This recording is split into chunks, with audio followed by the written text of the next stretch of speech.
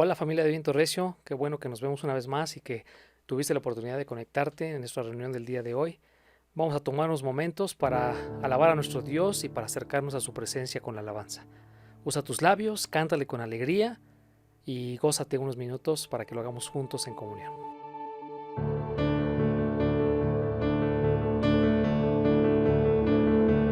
Vamos a cantar con la música del cielo, vamos a cantar, alegres porque escuchas cuando al cantar exaltamos, Dios, tu nombre.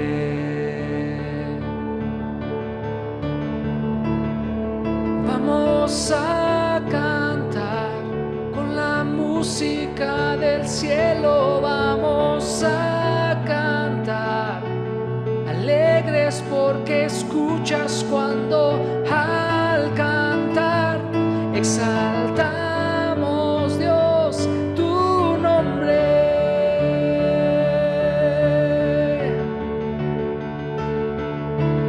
Amamos todo de ti, cielo y tierra te adoran, los reinos se rinden, Hijo de Dios, tú eres por quien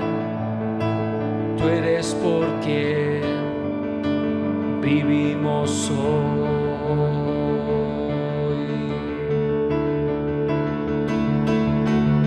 Tú eres quien nos libera, tú eres la luz que guía, como fuego ardiente, Hijo de Dios, tú eres por quien vivimos hoy.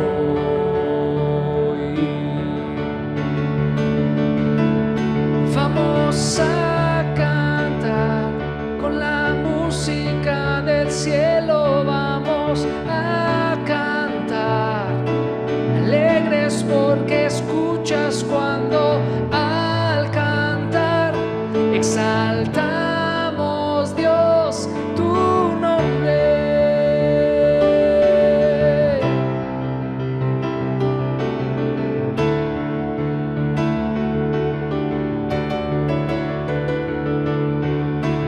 Amamos todo de ti, cielo y tierra te adoran, los reinos se rinden, Hijo de Dios, tú eres por quien vivimos hoy.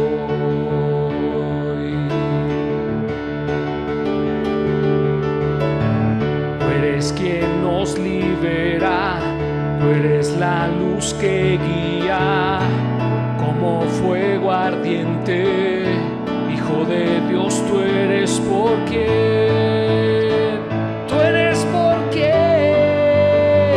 vivimos hoy.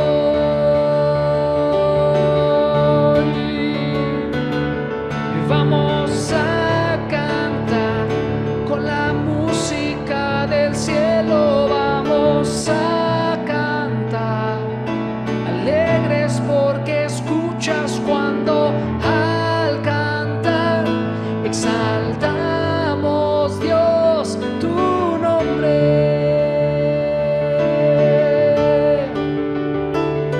Vamos a cantar con la música del cielo, vamos a cantar, alegres porque escuchas cuando al cantar exaltamos, Dios, tu nombre.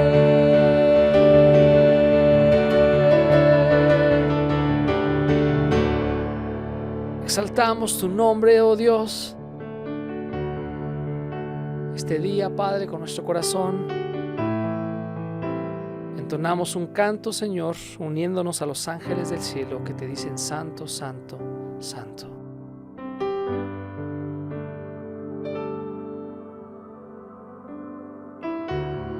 Digno es el Cordero inmolado,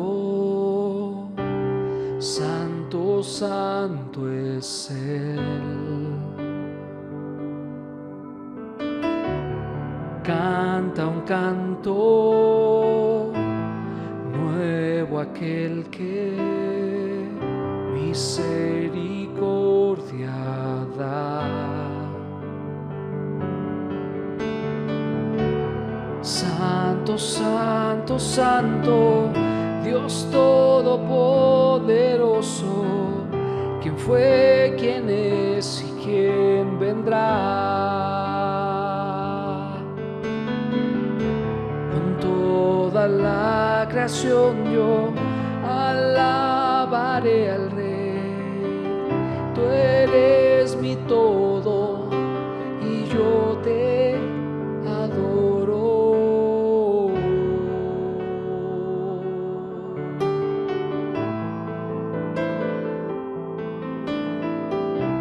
Yo te adoro, Señor.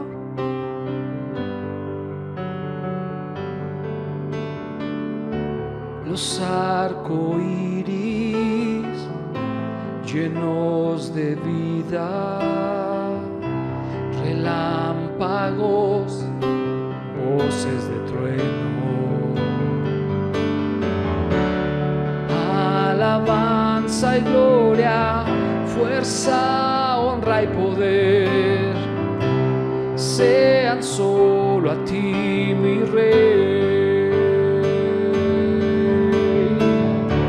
Santo, santo, Dios todopoderoso, ¿quién es, quién fue y quién vendrá? Con toda la creación yo alabaré al Rey. Tú eres mi todo y yo te adoro. Asombrado, maravillado de tu nombre, oh Jesús. Tu nombre es poder, eres agua de vida, glorioso misterio de amor.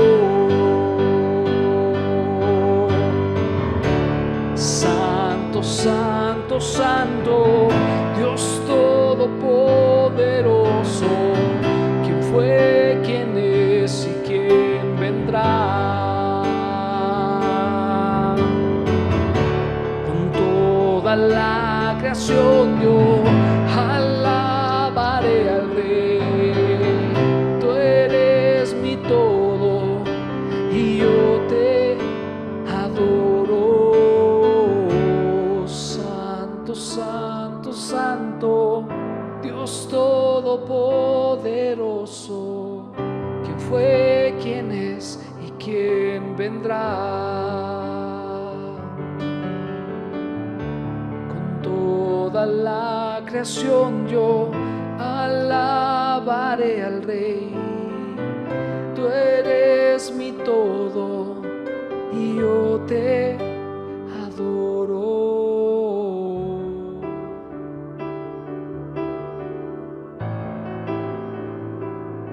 Eres todo para mí, eres todo para mí. Santo, santo, santo, santo, te alabamos hoy, te alabamos hoy. Bendecimos tu nombre, Padre, este día, Señor, y bendecimos la palabra que estamos por recibir, Señor. Te damos gracias porque hoy tú has preparado algo para nosotros. En el nombre de Jesús, gracias. Amén. Amén. Hola, ¿qué tal? Es un gusto poder estar nuevamente juntos. Hoy vamos a ver el libro de Jueces y vamos a ver la vida de Gedeón. Es importante que vayamos siguiendo cada una de estas personalidades por su forma como vivieron en su hogar, cómo se desarrollaron, cómo tuvieron el encuentro con el ángel, qué fue lo que el ángel les dijo, cómo fue que recibieron la unción del Espíritu Santo, porque nos podemos identificar con alguna de las partes de este personaje. Por eso es importante que nos centremos más en él que en la batalla o los enemigos o las situaciones que se van dando. Vamos a verlo en el capítulo 6 y 7 del libro de Jueces. La Biblia dice en el versículo 1, y los hijos de Israel hicieron lo malo ante los ojos de Jehová. Aquí está. Hicieron lo malo. Y Jehová los entregó en mano de Madián por 7 años. Ahora, los madianitas eran un ejército muy numeroso.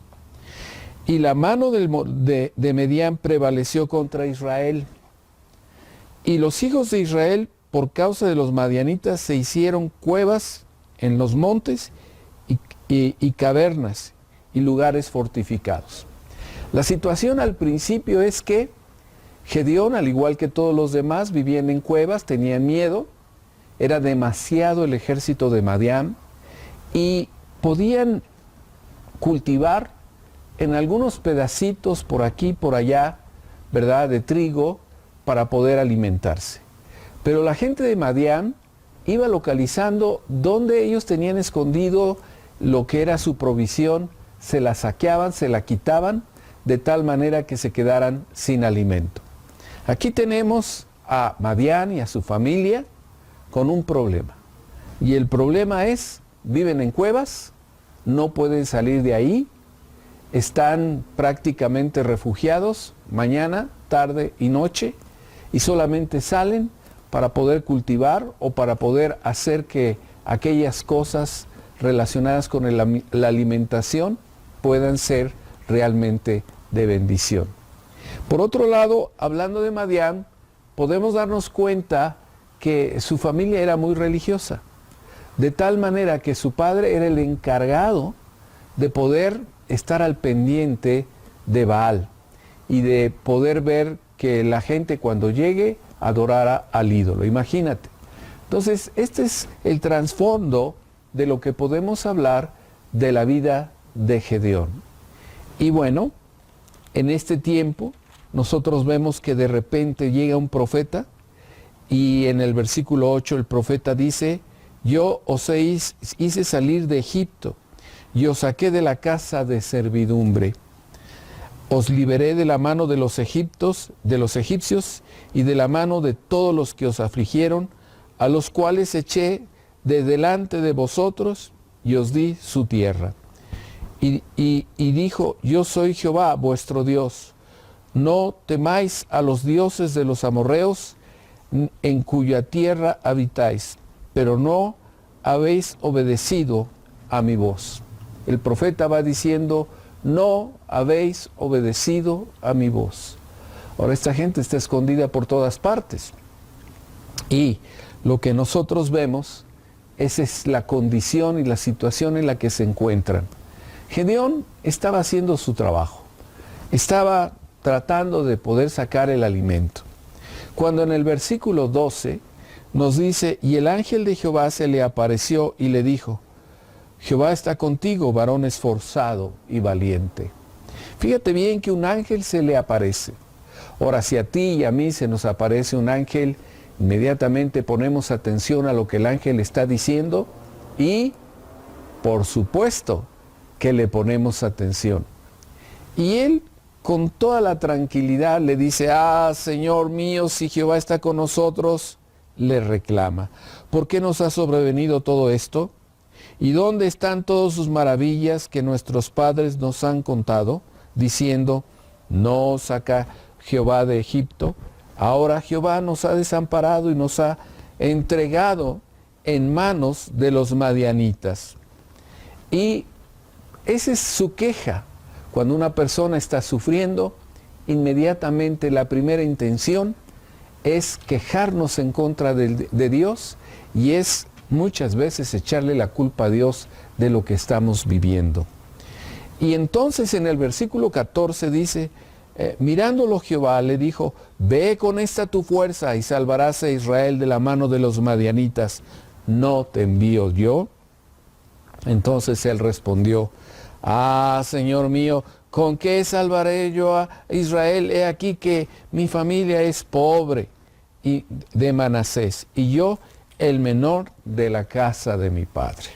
Fíjate cómo él se está escudando en su pobreza y está diciendo, ¿por qué nos abandonaste? Jehová entonces le dijo, ciertamente yo estoy contigo y derrotaré a los medianitas como a un solo hombre. Y él respondió, yo te ruego que si has hallado gracia delante de mí, me des señal de que tú has hablado conmigo. Bueno, está bien, ángel, te veo que es una personalidad impresionante y le estoy pidiendo, él le está pidiendo una señal. Qué fuerte. Ahora, fíjense bien que en este relato el ángel le dice 3 cosas para levantarle la moral a un hombre que posiblemente era inseguro, tenía mucho miedo. Y la primera vez le dice aquí, varón esforzado y valiente, le dice. A ti y a mí nos dice el Señor en este tiempo, donde no estamos en cuevas, pero estamos en casa y tenemos que estar encerrados, te dice, varón esforzado y valiente, o hija de Dios esforzada y valiente. Versículo 14 le dice, ve con esta tu fuerza, dice aquí, y salvarás a Israel de la mano de los madianitas. Nos dice a nosotros, es más la fuerza que tienes en la presencia de Dios que el miedo y la tristeza que puedas tener. El versículo 16 le dice, yo estaré contigo. ¿Cuántos saben que Dios está con nosotros? Yo estaré contigo, derrotarás a los madianitas como a un solo hombre. Y entonces él, después de que el ángel con esa autoridad y esa voz tan fuerte, él responde, yo quiero que por favor me des una señal. Y el ángel yo creo que se esperó y bueno, ¿qué quieres? Dice, quédate aquí, no te muevas de aquí. Y el otro dice, ok, aquí me quedo. Y entonces el otro corre y va y prepara un cabrito. Imagínate cuánto tiempo se tardó. Prepara un cabrito, lo mete, yo no sé cómo lo prepararían ahí, lo prepara muy bien, hace un caldo delicioso con sus cebollitas, su ajito. Yo puedo pensar de muchas maneras cómo puedes hacer un caldo de este animalito. Y no solo eso, sino que hace un pan sin levadura. Se lo prepara muy rico y dice, no hombre, este varón de Dios se va a quedar pero bien satisfecho. Y entonces llega con el varón de Dios y le dice, aquí está. Y el varón de Dios le dice algo inesperado para él. Fíjense lo que pasa en el versículo 20. Entonces el ángel de Dios le dijo, toma la carne y los panes sin levadura y ponlos sobre esta peña y vierte el caldo, y él lo hizo así. Pero yo creo que lo hizo en obediencia al varón de Dios. Pero estaba enojado. ¿Cómo? O sea, la carne que te preparé la vamos a poner sobre las rocas, el caldo, el pan, lo vamos a poner ahí encima, y el caldo se los vamos a vertir. Y el otro como que estaba sacado de onda. Yo creo que tú y yo, cuando estamos de alguna manera buscando agradar a una persona, cuando esa persona nos dice cosas que no esperábamos, nos sentimos rechazados, ofendidos y angustiados. Pero fíjate bien lo que pasa. El varón de Dios saca con su báculo y toca la carne con la puntita y entonces sale fuego. Imagínate, yo no sé si has estado en una fogata donde le has vertido gasolina a la leña y pones un cerillo inmediatamente, ¡bum!, sale la flama, el fuego, pero en esta ocasión el fuego se va hasta el cielo. Versículo 21, y extendió el ángel de Jehová el báculo que tenía en su mano, tocó con la punta de la carne y los panes sin levadura, y subió al fuego de la peña, el cual consumió la carne y los panes sin levadura, y el ángel de Jehová desapareció de su vista. Desapareció. Se fue. Él no supo qué pasó. Y entonces esa era una prueba primero para que supiera que el ángel era de Dios. Y versículo 22 dice, viendo esto Gedeón, que era el ángel de Jehová, dijo, ah, Señor Jehová, que he visto al ángel de Jehová cara a cara. Le dio miedo. Dijo, ay, Dios mío, vi a Dios, vi a un ángel cara a cara. Le dio miedo de poder morir, le dio miedo por su pecado, le dio miedo por su rebelión, le dio miedo por su idolatría. Y entonces el versículo 23, pero Jehová le dijo, paz a ti, no tengas temor, no morirás. Y entonces ahí recibe las indicaciones de parte de Dios. Que fuera al lugar donde su papá tenía este ídolo, ¿verdad? Y donde estaba para que lo derribara y mataran el toro y por otro lado lo sacrificara al Señor. Él le dio miedo hacerlo en el día, así es de que lo hace de noche, para que nadie lo vea. Él va y rompe ese ídolo, la figura de acera, y con toda esa madera hace una hoguera y mata al toro, y entonces yo creo que se pasó toda la noche, y entonces hace un sacrificio para ofrecérselo al Señor. Y al día siguiente, en la mañana, vemos que el pueblo, pues lo que es común, van a ver algunas personas al ídolo para pedirle, y yo creo que se armó un verdadero problema, porque se habían encontrado con que el ídolo estaba hecho cenizas, y con que allí había un altar, y no sabían quién lo había hecho, y de qué manera, y por qué. Así de que empezaron a indagar por todas partes, hasta que finalmente encontraron que fue Gedeón. Y se pusieron furiosas las personas que adoraban a este ídolo. Y en el versículo 30 dice, saca a tu hijo para que muera, porque ha derribado el altar de Baal y ha cortado la imagen de acera que estaba junto a él. El altar dirigido a Baal y la imagen de acera que quiere decir que era para idolatrar a la madre, una diosa en aquel entonces. Así de que estaban furiosos, y su padre, que era imagínate, su padre era la autoridad que tenía el poder para poder atender la cuestión de la idolatría, dice, y Joás respondió, versículo 31, a todos los que estaban junto a él, ¿contenderíais vosotros por Baal? ¿Defenderías su causa? Cualquiera que contienda por él, que muera esta mañana. Pues todos se quedaron impresionados. Si es un Dios, contienda por sí mismo con él que derribó su altar. Es decir, si el Dios es Dios, ¿por qué no él contendió con Gedeón? ¿Por qué no él hizo lo que tenía que hacer? Entonces, pues todos se quedaron tranquilos, y desde aquel día Gedeón se le llamó Jerobbaal. Esto es, contiender con Baal contra él. Entonces, aquí tenemos a Gedeón, que está librado de este acontecimiento que él hizo. Luego tenemos que todos los madianitas se juntaron. Versículo 33, para que veamos la grandeza del ejército de Madián, dice, pero todos los madianitas y amalecitas y los de oriente se juntaron a uno, y pasando el campamento en el valle de Jersel. Es decir, una gran cantidad. Dice que eran tantos que no se podían contar, que eran tantos que los camellos eran muchísimos. No nos da la cifra, pero se calcula que eran más de 100,000 personas que estaban reunidas. Entonces, versículo 34, viene una de las cosas más extraordinarias. La presencia del Espíritu Santo desciende con poder sobre él. El poder de Dios estaba en él. La unción estaba en él.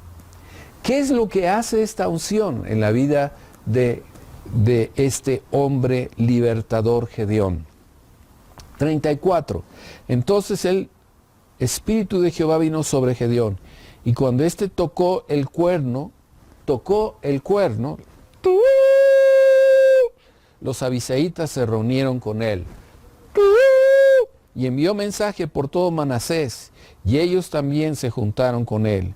Asimismo envió mensaje a Aser y a Zebulón y a Neftalí, los cuales salieron a encontrarse.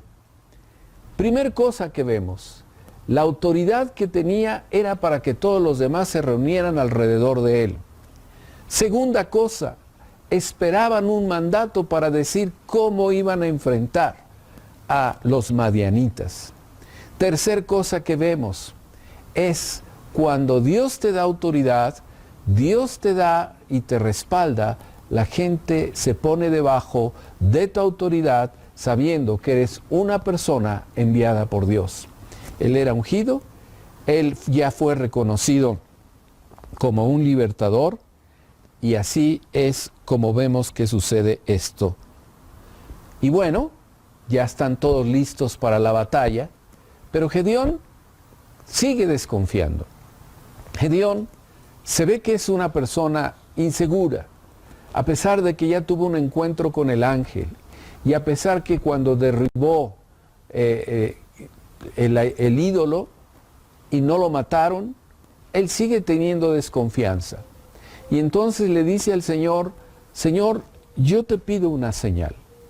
Siguiente señal, he aquí, versículo 37, yo pondré un vellón de lana en la era. Y si el rocío tuviere en el valle, estuviere en el vellón solamente, quedando seca toda la otra tierra, entonces entenderé que salvaste a Israel por mano como lo has hecho. Así es de que pone el vellón. Hablando de vellón, para que ustedes entiendan, es la piel del borrego. Ahora yo quiero hablar un poquito de que cuando una persona tiene en cama mucho tiempo porque está enfermo, porque le han pedido que se mantenga ahí y pasan inclusive meses, cuando tú le pones precisamente una piel de borrego, su cuerpo no se llena de escaras. Es una persona que se siente a gusto, no se lastima, no está incómodo. Es muy importante. Por eso hasta el día de hoy se venden las pieles de borrego. Así es de que él puso el vellón en la tierra, él salió y lo que saca es una taza llena del agua que quedó en el vellón que puso ahí. Y toda la otra tierra quedó seca, totalmente seca. Así es de que ahí tenía la señal que él había pedido.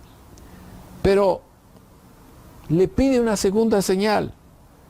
Mas Gedeón le dijo, versículo 39, no se encienda su ira contra mí, si aún hablase esta vez. Solamente probaré ahora otra vez con el vellón. Te ruego que solamente el vellón quede seco y el rocío sobre la tierra.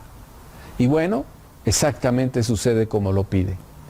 El vellón totalmente seco y precisamente la tierra mojada. Hay que entender que el rocío en aquel entonces era muy importante, porque en una tierra donde no llueve frecuentemente y donde ellos tenían que atender que el trigo estuviera escondido por los amalecitas, el rocío era la forma como llegaba a poder levantarse la cosecha y empezar a crecer todo aquello. Así es de que el rocío es importante para ellos y él se da cuenta que Dios puede hacer un milagro donde da vida a una semilla y da alimento y donde de alguna manera ese rocío logró que el vellón quedara sin agua, con agua primero y luego sin agua. Después de esto, él quedó satisfecho y siguió su camino para poder enfrentar a los amalecitas. Ellos sabían que con más de 30,000 soldados, pues era muy poco. Compara 30,000 con 120,000. Es una cantidad muy diferente.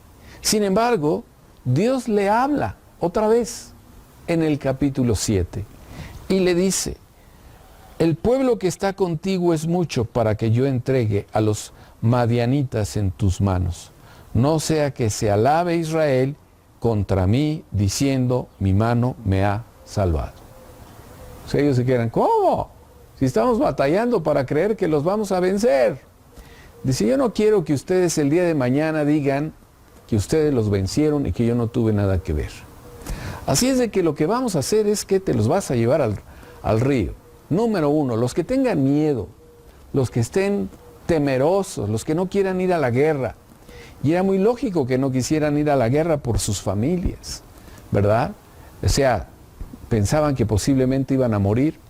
Dice que se regresen a su casa. Así es de que los que se regresaron a su casa, ese día, fueron 22,000 personas. Y los que se quedaron fueron 10,000. Así es de que esas 22,000 dijeron, bueno, pues nosotros estamos aquí tranquilos en nuestra casa. Pero esos 10,000 les dice, ahora los vas a llevar a un río. Y se los llevó al río. Y estando en el río, les dice, fíjate bien cómo toman agua. Diles que tomen agua. Y él, pues, muy obediente. Entonces un grupo de personas se hincó y con la mano se llevaba el agua a sus labios y tomaba esa agua. Y otro grupo, como un perro, lamía el agua o chupaba el agua, y ese grupo era con el que se iba a quedar. Todos los que llevaron el agua con una mano, por favor, que se regresen a su casa. Y quedaron 300. Quedaron 300, ¿te puedes imaginar esto? 300 personas se quedaron con él. Y Dios le dice, con estos 300, tú vas a ganar la guerra y vas a vencer a los de Madián.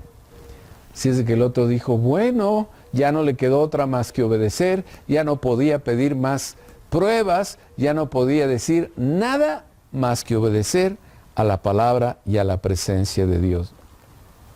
Versículo 9 del capítulo 7 dice, aconteció que aquella noche Jehová le dijo, levántate y desciende al campamento porque yo lo entregaré en tus manos. Me fascina mi Padre Celestial. Dice, bueno, ya vas a avanzar. Me fascina porque este hombre pedía tantas pruebas de que Dios iría con él, que el Señor yo creo que dijo, le vamos a dar otra prueba para que se quede tranquilo. Porque ya, la verdad, ya yo veo que está angustiadísimo.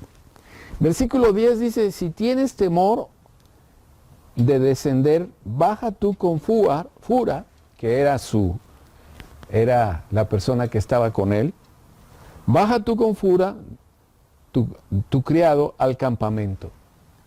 Así es de que ellos fueron en la noche, no era cosa fácil, tenían que meterse entre sus enemigos.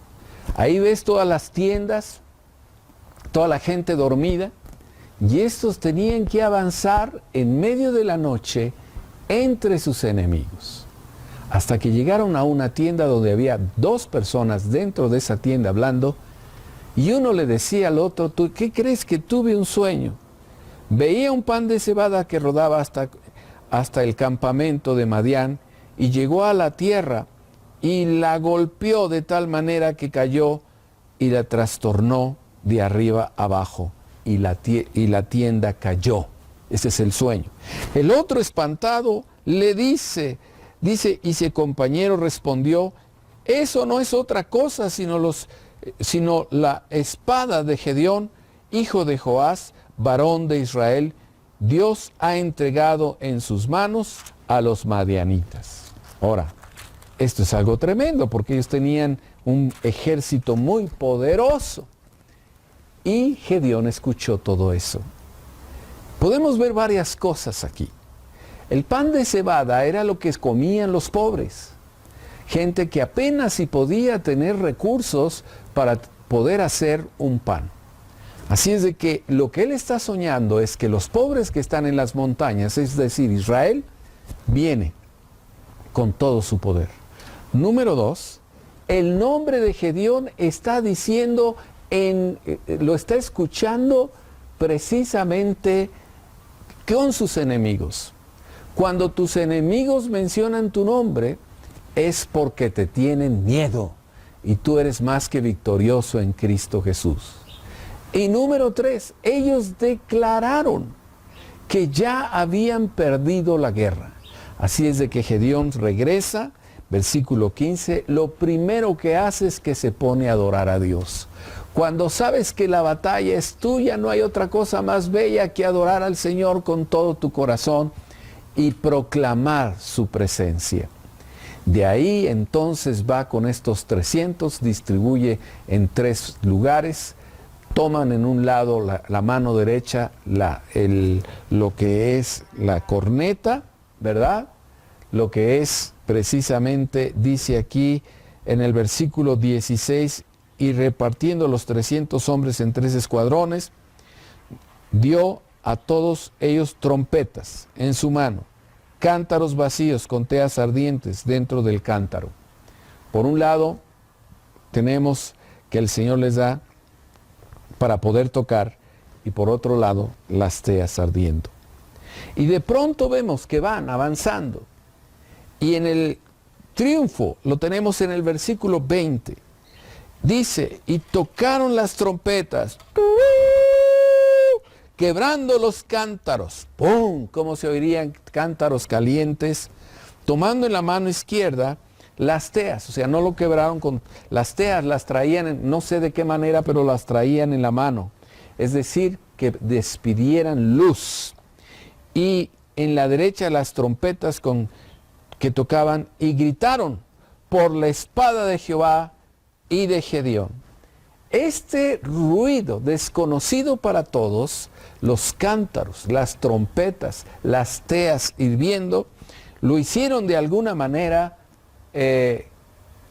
temer, los confundieron. Se dice que aún hasta los camellos empezaron a descontrolarse. De tal manera que en el versículo 22 la Escritura dice, y los 300 tocaban las trompetas y Jehová puso la espada, dice aquí, de cada uno contra su compañero en todo el campamento. Recordemos que aquí estaban los medianitas y los amalecitas. Y ellos dos, tanto unos como otros, se desconocieron, se mataron entre ellos. Recordemos que lo único que hizo Gedeón fue quedarse parado, quietecito alrededor del campamento. Se mataron entre ellos. Él no tuvo que hacer absolutamente nada más que creer en el milagro de Dios, creer que el sonido de la trompeta y todo lo que la estrategia que Dios le dio iba a hacer que ellos se mataran entre sí. ¡Qué tremendo! Así fue como Dios venció a los madianitas. Y así fue como el Señor venció a esta gente. Ahora, ellos no se atacaron entre ellos hasta que el cántaro fue precisamente tirado y fue roto. Si nosotros vamos a la Escritura, podemos ver en el capítulo 4, en el versículo 7, pero tenemos este tesoro en vasos de barro, para que la excelencia del poder sea de Dios y no de nosotros. En vasos de barro, el barro tiene que quebrarse para que sea Él el que haga la estrategia, como Él nos dice, que estamos atribulados en todo, mas no angustiados, en apuros, mas no desesperados, perseguidos, mas no desamparados, derribados, pero no destruidos, llevando en el cuerpo siempre, por todas partes, la muerte de Jesús, para que también la vida de Jesús se manifieste en nuestro cuerpo. Piensa que lo que estás viviendo, Dios tiene una estrategia para ti. Dios te saca de la cueva, Dios te da el alimento, Dios quiere que derribes toda aquella idolatría a cosas que no le pertenecen a Dios. Dios quiere que seas más que victorioso en esta pandemia, más que vencedor, y que tú puedas ser una persona que confíe y crea en el Señor Jesucristo. Así es de que yo quiero decirles que la historia de Gedeón es una historia parecida a la tuya y puede ser fortalecido en él. Muchas gracias por escuchar esta conferencia. Quiero recordarles que cualquier donación que quieras dar, por favor, da lo que siempre das, dalo con alegría y sencillez, Dalo con amor, no te esperes, necesitamos de tus dádivas este mes. Creemos que tú puedes dar con la bendición de Dios lo que estás recibiendo, que hagas un esfuerzo para darlo con todo tu corazón. Y quiero concluir solo diciendo estas palabras de esta forma. Aquí, dos cosas que vemos es precisamente en este libro de Jueces, lo que el ángel le dijo a Gedeón. Le dice así, le dice, varón esforzado y valiente. Número 1. Número 2, ve con esta tu fuerza y salvarás a Israel de la mano del mediano. Ve con esta tu fuerza y salvarás a tu familia de esta pandemia y de este tiempo tan difícil. Yo estaré contigo y derrotaré a los madianitas como a un solo hombre. Dios te bendiga.